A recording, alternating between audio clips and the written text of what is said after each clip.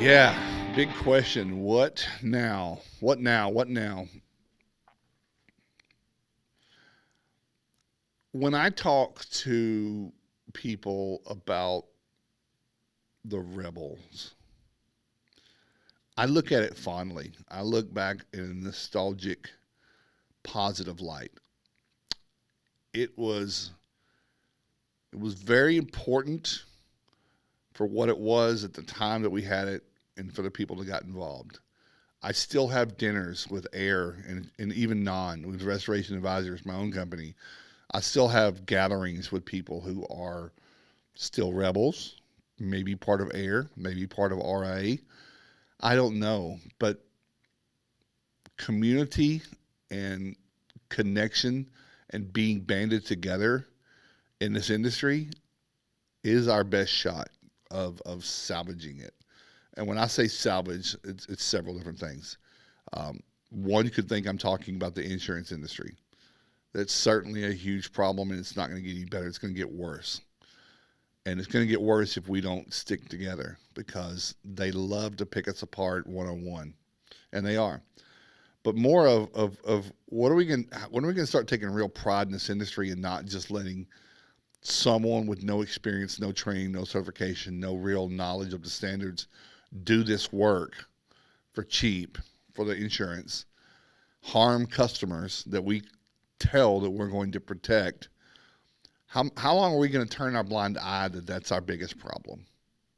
We're allowing TPAs to come in and pay $3,300 on $9,000 jobs and keeps the price down and that's going to continue to lower the bar.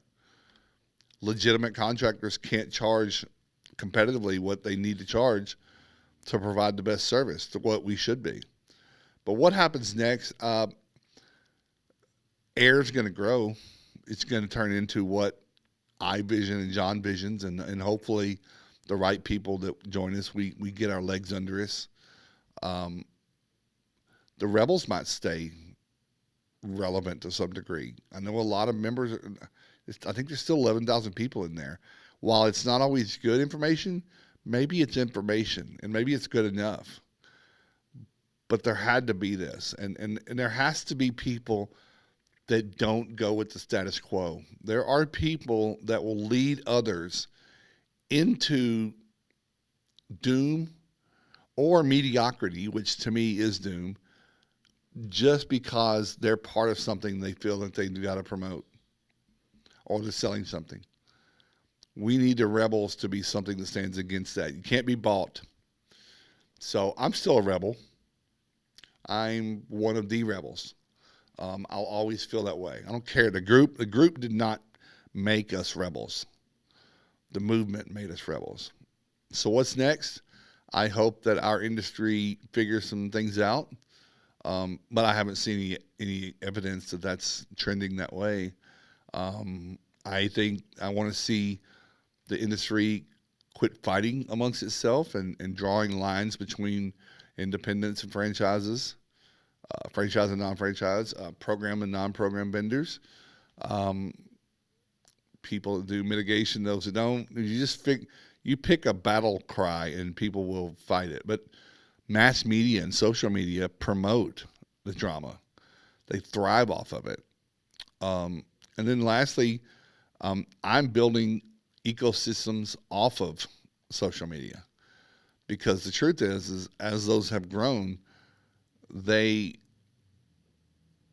you don't own anything. If you put content on their page, they decide who sees it. They're selling things. They're selling ads. Their goal is not to help you build a movement and create change. They claim they are, and it's not even a they. It's just it. It's a large organization that's got a set of systems designed to create and print money. Facebook, Twitter, LinkedIn. They're ad agencies. They make money off of ads. The groups, the chats, the social interaction just happens to be a benefit of it. So we've got uh, a few Restoration Nation, which is off of social media. Great number of people over there having conversations with no ads, no algorithms. Say what you want to. Don't have to worry about a program vendor or a customer seeing your comments, which, by the way, on social media, everything you say can be looked up, and anything about you that somebody wants to know that you ever put on there, where you go on vacation, when you go on vacation, that new addition you're putting on your house, that new truck, whatever, when you're depressed because you put vague book stuff on there, anyone can look that stuff up. That's not good. So I think what's next is we have to start thinking about privatizing our content a little bit more, our education. I know that for me, for restoration advisors, I'm pivoting in a big way to evolve, because doing things the way we always have won't work. But where's it go with the rebels? I really don't know. I'm not in charge there. I don't have any say. But I hope that it stays someplace where smart people can go and weed out through the filters of what's legit and what's not. But I have people come to my workshops and classes that tell me something that's horribly wrong. They have the wrong process or the wrong idea of how something works, and they'll say they heard that on the rebels. And then sometimes those people that know I was one of the rebels will say, that group that you built is telling people how to do things wrong. And I'm like, that's a big leap. That's a big jump. But I get it. You got to own it, right? Extreme ownership. What's next? I hope this industry saves itself.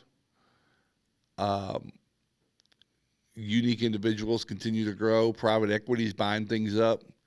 What does that mean? I don't know. But I do know that there are still a lot of great men and women who care for their customers and care about the work that they do, and that's what they're focused on.